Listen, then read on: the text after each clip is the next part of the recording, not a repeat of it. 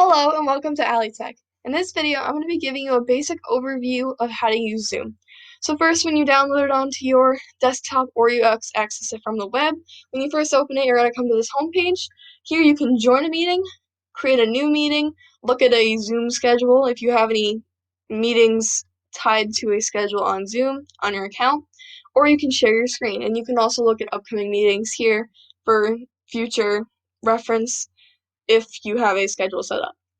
Otherwise, we're just going to jump into a meeting to look at the different controls to use throughout a meeting. Once you're in the Zoom meeting, it will now display the whole class, or it'll display whatever the teacher decides to show if they're screen sharing themselves. Otherwise, these are the basic controls throughout the Zoom meeting. So down here, you can click mute to mute and unmute yourself. Here you can click to turn your video on and off. On participants, this is where you can look at all the participants in the class meeting and among yourself.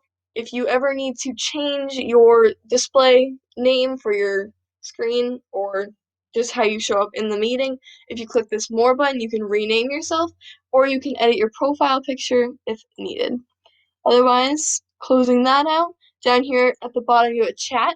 This is a live chat throughout the whole class. This is where you can send any of your questions, if you have any answers, anything when you're not muted, if you need to just ask any sort of comment or make a comment or ask any sort of question. You just type that down here and send that in. You'll see all the chats from anybody show up here. Right here you can click to have the chat go to everyone in the meeting, or you can have it be a private message to somebody in the meeting that you want just them to see your message.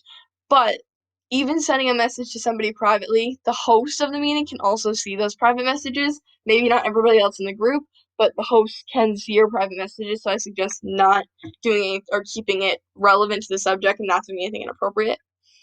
You can also insert files and pictures into the chat as well. Down here you have the screen share.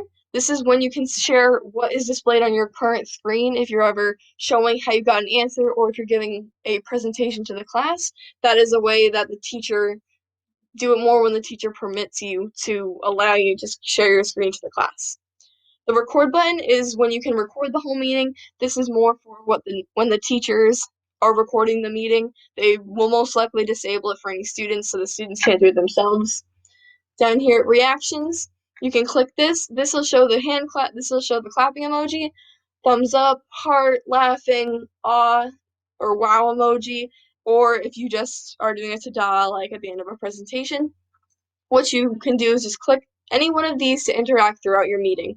So if the teacher says, okay, if everybody understands, put a thumbs up, you could just easily click the thumbs up. It'll go right here in the top corner, and it'll go in the top corner of your display screen on the teacher's screen as well. And that's when she can look to, or the teacher can look to see if everybody's put a thumbs up or clapped or anything like that, clapping at the end of a presentation, anything of that sort. Down here at the end in the corner, this is where you end the meeting or leave the meeting. Up here is where you can make the meeting full screen on your computer. Up here in the top left corner, you have this little eye icon. If you click this, this will give you all the meeting info. So this is where you can see the meeting ID, who is hosting the meeting, the passcode to get into the meeting. The numeric passcode is when you're using a phone to dial into the meeting, and then also your participant ID comes in handy for that as well, because on the phone when you're calling in it will prompt you for a participant ID only if you're joining by the call. Otherwise, whenever you're in a meeting and you are and you go to accidentally click another browser or something like that, you go to another tab and you think, oh my gosh, I just lost my meeting. All you have to do is at the bottom of the taskbar, hover back over the Zoom icon, and when you do that and you hover over it, it'll show your meeting back up and you can click it to get there. Another way to do this is if you click the minimize button, this will actually put a little pop-up on your screen on any other tab.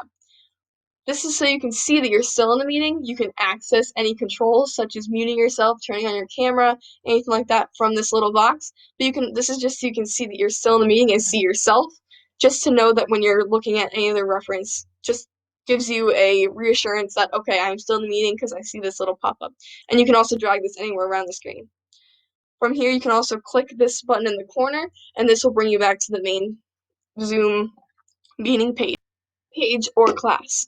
So that is pretty much the basic overview. In other videos, I show you how to split screen if you ever need to look at a Zoom meeting or anything else beside it, and you want to make sure you're in the meeting, but you can also use that little pop-up in the corner. Otherwise, thank you for watching, and check out my other videos for any tips and tricks you need throughout the school year.